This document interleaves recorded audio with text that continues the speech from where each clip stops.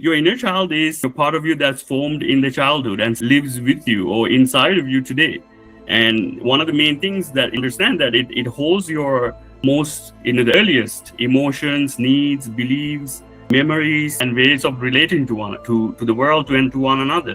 Most important things to understand that the patterns that you learned as a child get built up or become part of your patterns as a child, as an adult when you move on to adulthood.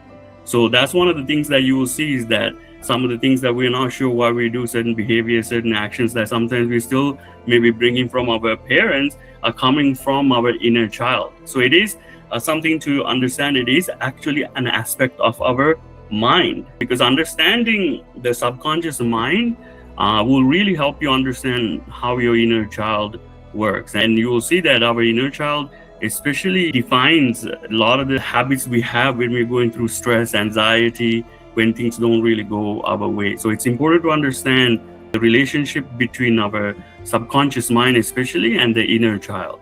So the inner child essentially can be understood as one aspect of the subconscious mind. So it is essentially, you can be seen as a symbolic representation, but it's a real aspect of yourself, right? So your subconscious mind is also responsible for the emotional learning, early experiences, thinking and belief patterns, essentially, traumatic reactions, how especially if you have developed certain habits that it gets stored in your subconscious mind, and beliefs about your safety, love, worth, and then worth to live, right? So there's a lot of things that gets associated or become part of the subconscious mind.